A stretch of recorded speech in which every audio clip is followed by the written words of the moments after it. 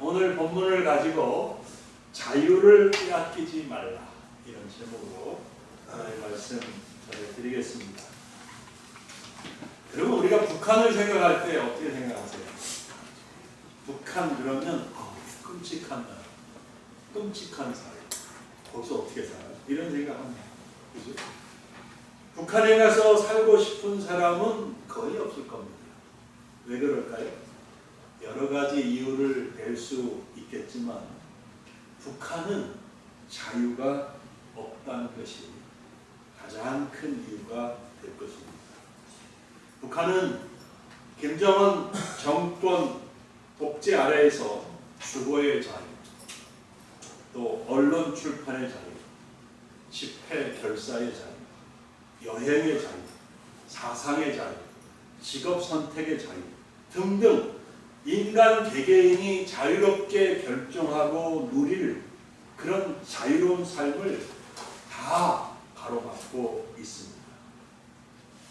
자유가 없다는 것, 내가 내 마음대로 살 수 없다는 것은 정말 힘들고 고통스러운 일이라고 생각해요. 여러분, 하나님이 우리를 창조하셨을 때 우리가 자유를 억압당하면서도 즐거울 수 있고 행복할 수 있는 존재로 창조하시지 않았습니다. 인간은 자유를 억압당하면 고통을 느낍니다. 여러분, 자유가 아니면 죽음을 달라, 이런 말 많이 들어보셨지요?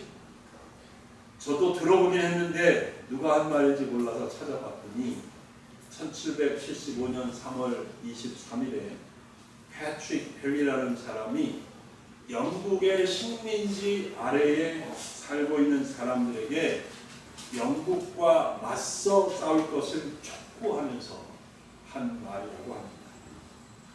식민 지배 아래에서 자유를 누리지 못하고 사느니 차라리 죽는 게 낫겠다라는 의미 아니겠습니까? 그런데 여러분, 놀라운 사실이 있습니다. 자유가 없는데, 자유를 누리지 못하는데 아무런 고통을 느끼지 못하는 사람들이 있습니다. 그런 사람들이 누구일까요? 바로 노예들입니다. 노예입니다. 노예는 자유가 없는 삶을 운명으로, 숙명으로 받아들입니다. 그래서 그냥 덤덤하게 힘들고 고단하지만 노예로서의 삶을 사는 것이죠. 그냥 그런 노예의 삶에 익숙해져 버린 것입니다. 어쩌면 자유를 빼앗겼고 인간으로서의 존엄과 권리를 다 잃어버리고 산다는 그 사실조차 의식하지 못할 수도 있다고 생각해요. 아마 여러분들은 제가 조선시대 노예를 말하고 있나 보다 라거나 로마시대 노예들을 염두에 두고 말하는 것이라고 생각할지 모르겠습니다. 물론 그 시대 노예들이 그렇게 살았던 것은 사실입니다. 그런데 여러분, 이 시대에도 수많은 사람들이 자유를 누리지 못하는 삶, 실제적으로 눈에 보이지 않지만 노예 같은 삶을 살고 있다고 생각합니다. 물론 그들은 북한 같은 나라에 살지 않고 대한민국 민주주의 국가에 살고 있으니 자신이 노예의 삶을 산다고 꿈에도 생각하지 않을 것입니다. 또 자기가 하고 싶은 것을 하고 육체의 욕망을 따라 살고 있기 때문에 결코 자유가 없다는 생각을 하지 못할 것입니다. 그런데 예수님께서 충격적인 말씀을 하셨습니다. 요한복음 8장 32절 말씀입니다. 진리를 알지니 진리가 너희를 자유케 하리라.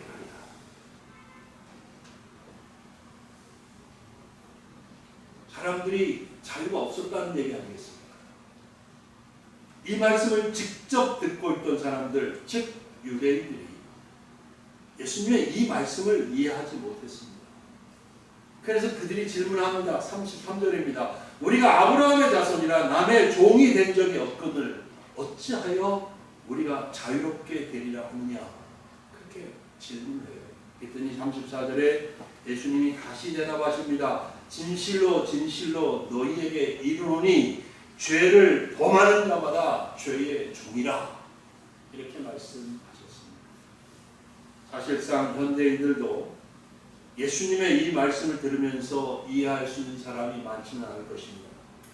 자신들이 종이라는 생각, 자신들이 자유가 없다는 생각 결코 하지 않을 테니 말입니다.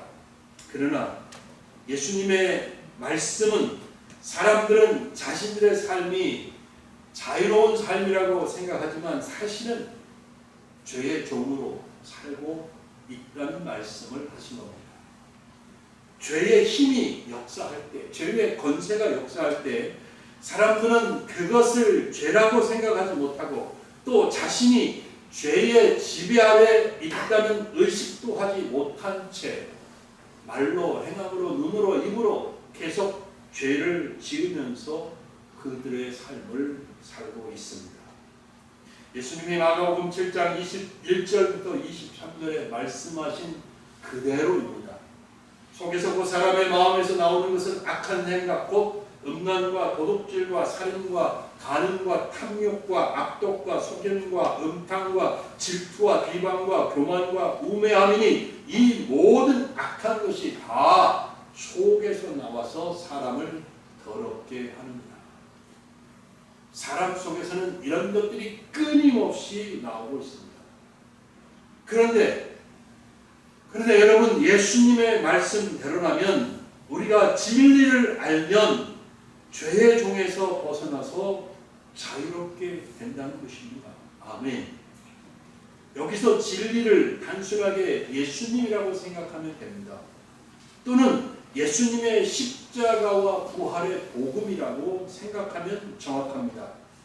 그렇다면 예수님을 믿는 사람은 죄의 종으로서 자유가 없었지만 이제 자유를 얻었다는 말이 됩니다.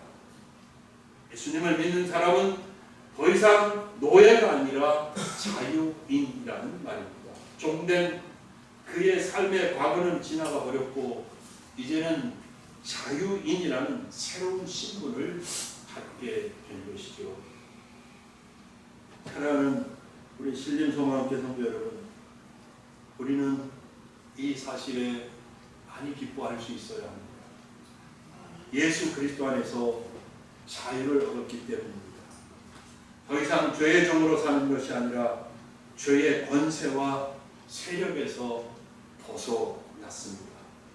사도 바울은 이 사실을 승리의 노래처럼 선언했습니다. 로마서 8장 1절 2절이죠. 그러므로 이제 그리스도 예수 안에 있는 자에게는 결코 정죄함이 없나니 그 그리스도 예수 안에 있는 생명의 성령의 법이 죄와 사망의 법에서 너를 해방하였으리라. 아멘. 예.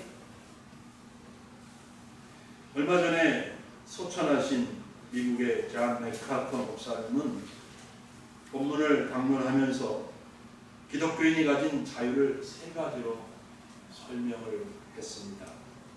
첫째, 구원을 받는 길로서의 율법으로부터의 자유. 두 번째, 기독교인으로서 이제는 구약의 모든 예식과 규례를 지킬 의무로부터의 자유. 세 번째, 율법을 불순종함으로써 받게 될 영원한 저주와 형벌로부터의 자유. 이렇게 세 가지 자유를 말했습니다. 그러나 여러분이 이 자유가 얼마나 큰 축복이고 은혜인지 잘 인식하고 계시는지 모르겠습니다. 하지만 이 자유는 고귀하신 하나님의 아들 예수님이 우리 죄를 대신 짊어지고 십자가에 죽으심으로써 우리가 얻게 된 자유입니다. 너무나 소중하고 너무나 복은 큰 축복입니다. 그래서 사도 바울은 갈라디아서 5장 1절에 이렇게 말하고 있습니다. 그리스도께서 우리를 자유롭게 하려고 자유를 주셨습니다. 그러므로 굳건하게 서서 다시는 종의 멍에를 매지 말라. 하지만 사탄은 우리의 이 자유를 다시 빼앗으려고 합니다. 사탄이 기독교인을 공격할 때 목표로 삼는 것 중에 하나가 바로 기독교인이 가진 이 자유를 빼앗아서 다시 죄의 종, 어둠의 종으로 삼으려고 하는 것입니다. 본문 4절 보시기 바랍니다. 보세요. 제가 읽을 테니 눈으로 따라 읽으시기 바랍니다. 이는 가만히 들어온 거짓 형제들 때문이라. 그들이 가만히 들어온 것은 그리스도 예수 안에서 우리가 가진 자유를 엿보고 우리를 종으로 삼고자 함이로되. 그렇죠? 거짓 형제들은 유대주의자들을 의미하는데 이들은 거짓 복음으로 미혹해서 참된 복음으로 자유를 얻은 성도들로부터 다시 자유를 빼앗고 다시 죄의 종, 율법의 종이 되게 하려는 것입니다. 사랑하는 여러분, 우리는 예수님의 십자가와 부활로 인해 죄와 율법의 저주에서 벗어난 자유인으로서 다시 이 자유를 빼앗기는 어리석은 사람들이 되지 말아야 되겠습니다.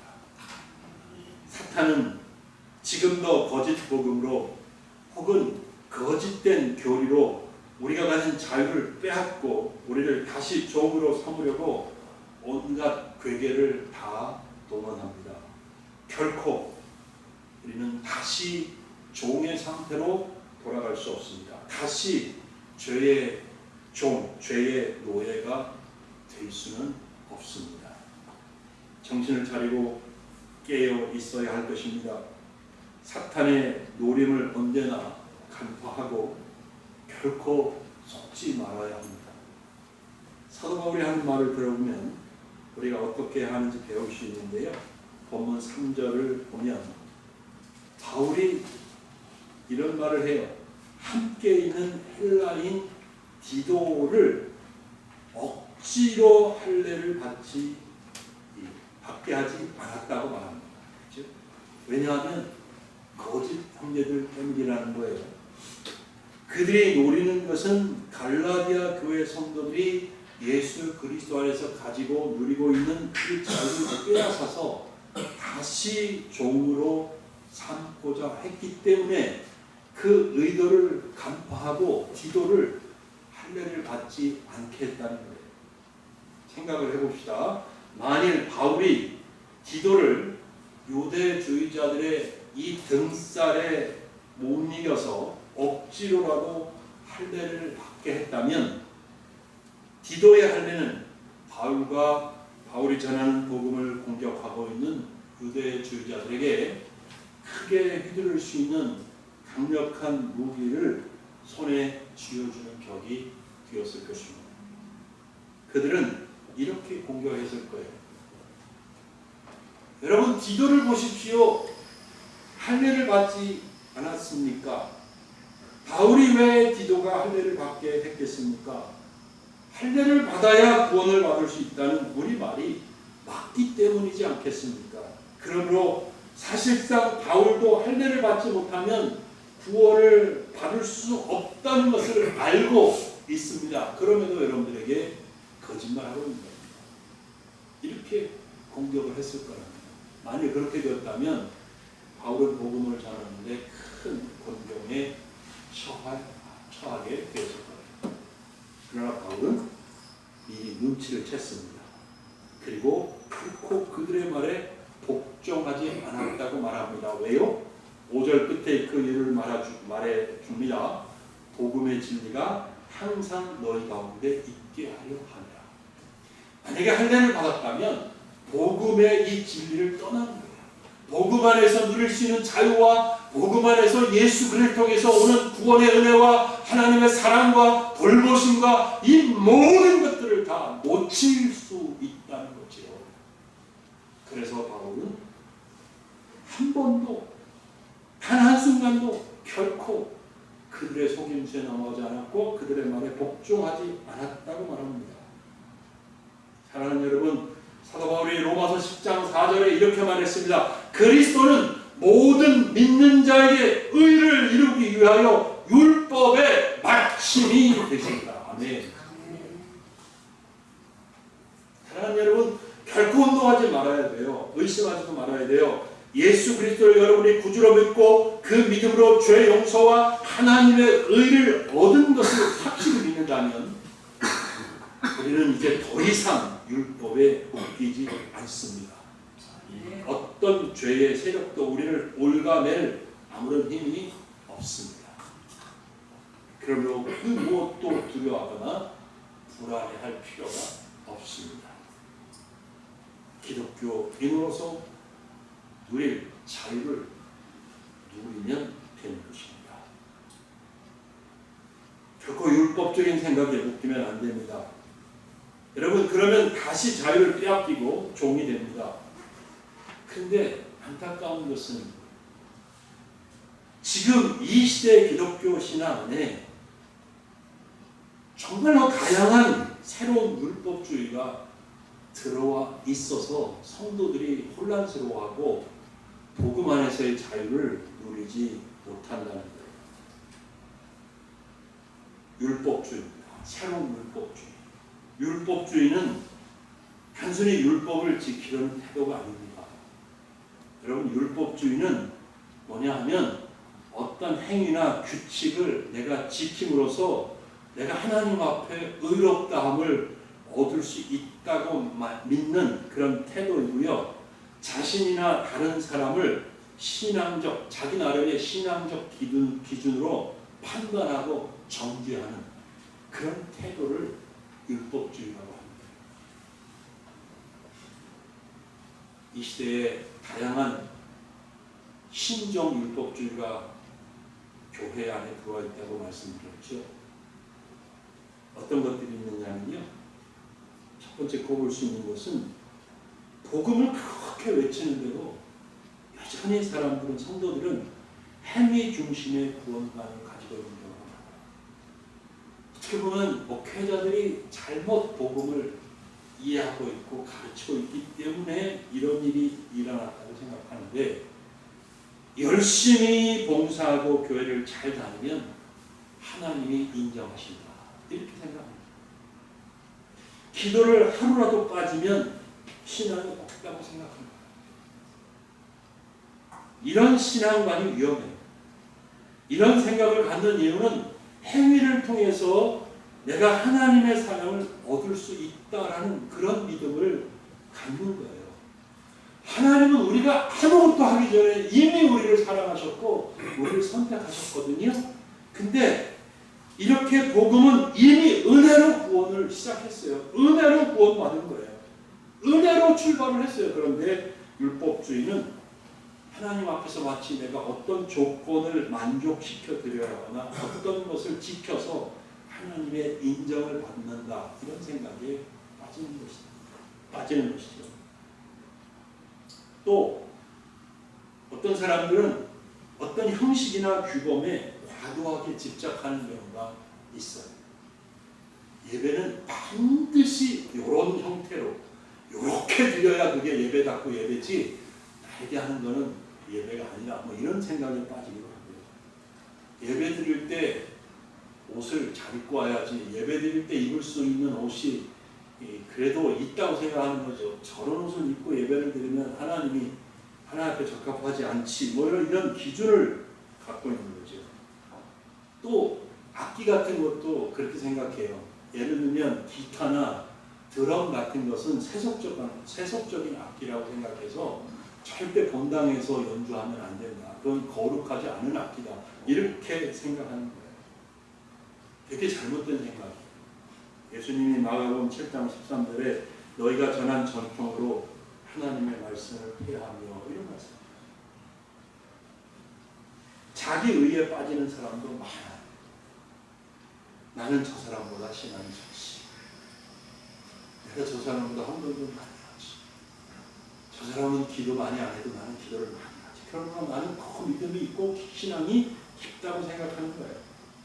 저렇게 살면 구원받을 수 있겠나? 저렇게 큰 죄를 져놓고 구원받기 어렵겠는데? 이런 생각을 합니다. 이런 생각하는 사람들은요, 예수님의 십자가보다 자기의 의로움을 더 믿는 태도를 가진 사람입니다. 바리새인 같은 태도예요. 예수님께서 바리새인을 얼마나 심하게 꾸짖으셨는지 여러분 다 아시죠? 그런 태도는 복음이 아닙니다.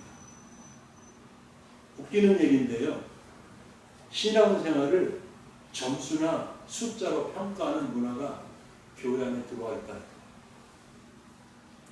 성경 몇 장 읽었어? 이번 주에. 그것밖에 못 읽었어? 믿음이 영판구만. 이렇게. 새벽기도 몇 번 했어? 새벽기도도 안 해? 그게 믿음이야. 1년 동안 주일 성수 몇 번 빼먹어? 한두 번은 용납이 되지만 그 이상은 그 믿음 없는 거지. 물론 제가 말씀드린 이 모든 것들은 너무너무 중요한 거고요. 우리가 할 수 있으면 하는 거예요. 근데 신앙의 본질은 여러분 예수 그리스도와의 관계입니다. 신앙을 무슨 뭐를 몇 장 읽었냐 뭐를 몇 번 했냐 하는 성과나 점수로 바꾸면 그때부터 자기가 사라져요. 예를 들어서 저 같은 경우도 목사니까 하나님 제가 목사인데 성경을 하루에 50장을 읽어야 되지 않겠습니까? 그래도 결심을 하고 이제 읽기 시작한다고 상상을 해요. 하루 이틀은 할 수 있죠. 내가 결심했으니 주님 앞에 50장 읽기로 했으니 50장 읽겠습니다. 그러면서 막 힘들어도 50장 그 다음 것도 한 2, 3일 할 수 있을지 몰라요. 근데 그 다음 날은 못했어. 그러면 아이고 내가 하나님 앞에 약속해놓고 못했네. 이 형편없는 목사. 예수님도 나를 정죄하지 않는데 내가 너를 정죄하는 거야. 이 형편없는 놈. 네가 목사냐? 하나님 앞에 약속해놓고 그것도 못 지켜? 그렇게 하는 거야. 숫자로 신앙을 숫자로 막 바꿔버리면요 자유를 잃어버려요. 자유가 없어져요. 여러분 다른 사람을 정죄하는 영적 우월감도 배척해야 하는 율법주의의 한 가지입니다. 성경을 많이 읽는 사람은 성경을 안 읽는 사람을 보며 영적 우월감이 있습니다. 기도를 많이 하는 사람은 기도를 적게 하는 사람보다 내가 영적으로 더 저 사람보다 뛰어나지 우월하지 라고 생각하는 태도입니다. 전도를 열심히 하는 사람도 그런 생각을 할 수 있어요. 심지어 여러분 어디까지 생각을 하는지 알아요? 웃기는 사람들이 많아요. 교회 안에. 세상에서 맨날 실패하고 성공하지 못하잖아요. 그러면 믿음이 없어지요. 이렇게 믿음이 없으니까 하나님 축복을 안 해주지. 그러니까 맨날 세상에서 실패하지. 여기까지 가는 거예요. 굉장히 위험해요. 이렇게 율법주의는 교만합니다. 복음을 아는 사람은 근데 교만하지 않거든요. 왜요? 모든 게 다 은혜잖아. 그죠? 내가 한 게 있어요? 내가 잘난 게 있어요? 내가 뭐 뛰어나서 이렇게 된 거예요? 아니잖아요. 하나님의 은혜잖아요. 복음을 아는 사람은 하나님의 은혜를 알기 때문에 교만해지지 않아요. 겸손해요. 결코 남을 용납하지 않아요. 나 같은 죄인도 용납해 주셨는데 하나님이 저 사람도 저 영혼도 사랑할 거야 하면서 용납하고 이해하고 기도해 주면서 회복이 되기를 추구하죠. 이게 복음을 아는 사람이에요. 자유를 누리는 사람이고요. 또 이런 얘기를 이렇게 쭉 하잖아요. 아유 목사님 그런 얘기 자꾸 하면 성도들이 게을러집니다. 성도들이 방종합니다. 그러면 안 되잖아요. 그래서 그런 걸 두려워한 나머지 어떤 목회자들은 이런 규칙 저런 규칙을 자꾸 만들어내고 그러는 거죠. 하지만 여러분 기억하십시오. 복음 안에는 자유가 있습니다. 성령 안에서 자유롭게 섬기고 사랑으로 역사하는 믿음으로 하나님의 선하시고 기뻐하시고 온전하신 뜻을 따라 행하는 것입니다. 그렇게 할 때 우리의 삶이 하나님이 기뻐하시는 산제사의 삶을 살 수 있습니다. 이해되시나요? 기독교인의 자유가 이해되셔야 돼요. 이해되신다고 믿고 이제 말씀을 듣겠습니다. 만일 갈라디아 교회가 구원을 받기 위해서 예수님을 믿을 뿐만 아니라 당신들 할례도 받아야 한다라는 이 유대주의자들 거짓 교사들의 가르침에 굴복한다면 그것은 예수님의 십자가를 헛되게 하는 것이고 그 순간부터 이제는 모든 율법을 다 지켜야 하는, 그래야만 의롭다함을 하나님으로부터 얻을 수 있는 그런 종의 자리로 다시 돌아가는 것입니다. 만일 여러분 우리들도 제가 위에서 언급한 6, 7가지 되는 이런저런 새로운 율법주의에 빠진다면 예수님의 십자가로 얻은 모든 자유를 잃어버리게 될 거예요. 사단은 가차없이 공격해서 여러분들을 정죄하고 두렵게 만들고 불안하게 만들고 구원을 의심하게 만들고 염려하게 만들고 기쁨을 빼앗아갈 것입니다. 그래서 다시 사도 바울이 갈라디아서 5장 1절에서 종의 멍에를 다시 지지 말라고 했는데 다시 종의 멍에를 지게 되고 날 거예요. 하나는 우리 교회 성도 여러분, 하나님은 예수 그리스도 안에 있는 성도에게 그 어떤 율법적인 요구도 하지 않으십니다. 확실하게 알아두세요. 예수님이 모든 율법의 요구를 다 만족시켜 주셨고, 그래서 우리가 그 예수님을 믿음으로 은혜로 구원을 받습니다.